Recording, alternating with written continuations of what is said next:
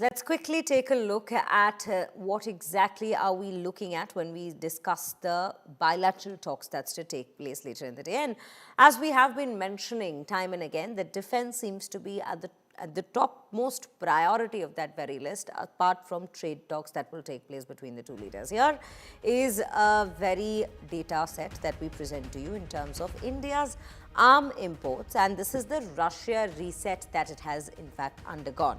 From the years 2010 to 14, we've seen it at 72%. Again, this is from SIPRI data, the source being SIPRI data. 2015 onward to 2019, we have seen it come down a bit to 55%, and then 2020 to 2024, we again look at it coming down to 36%. So that is where it currently stands in terms of India's imports, and this is the arms imports that we're discussing about as to how it has traveled the trajectory over the years, and this is the Russian reset that we are in fact discussing about. With that, let's also take you through the defense cooperation, which is also another very important subject matter that will be taken up by the two leaders today at that very bilateral meeting that is to take place. This is S-400 air defense systems, the T-90 tanks and the T-72 upgrades, the Su-30 and the MiG-29 fighter jets, the Kriva class stealth frigates, the Kamov Ka-31 helicopters, the Chakra-3 nuclear-powered attack sub, the BMP-2 IFVS amphibious infantry vehicle. So these are the machineries, or rather the systems, the defense systems that seem to be of top priority in terms of discussions. It's also something that we heard from the president, the president addressing upon when the question was posed by both of our colleagues, Geeta Mohan and Anjana Kashyap, when they were discussing a plethora of subjects with him in the exclusive interview. And right now, as we speak of the defense systems and the defense cooperation between the two countries, let's take you through what exactly is the current situation. India already fields the proven S-400 air defense system, but the big focus now is on what comes next. That is the next generation, the fifth generation, the S-500s. From battlefield-tested protection to the near-space interception capabilities, here's how India's missile shield could be transformed with the Russian support. Let's take a look at this report.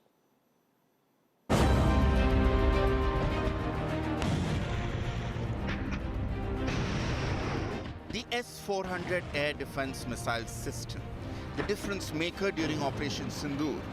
It came from Russia with love and brought Pakistan to its knees.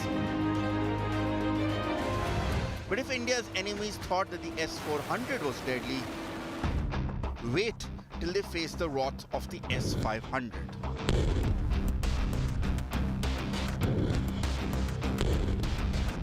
A high-stakes visit, advanced air defense systems, potentially defining India's security posture, all on the agenda. And the big headline is the next generation S-500 Prometheus. Unlike the S-400, the S-500 isn't just about air threats. It promises a multi-domain shield, air, ballistic missile, even near-space defense. Its reach up to roughly 500 to 600 kilometers, with an altitude intercept capability as high as 180 to 200 kilometers. That's a massive jump from the S-400's roughly 400 kilometer range and 30 kilometer altitude ceiling.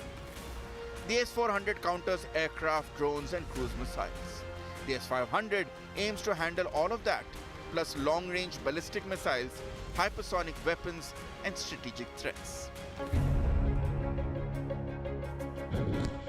If the deal goes through, and especially if co-production begins on Indian soil, the S-500 could become India's single biggest defense acquisition from Russia.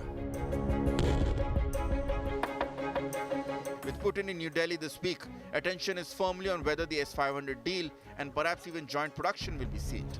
If it is, India's air and missile defense architecture could enter a new era. Bureau Report, India Today.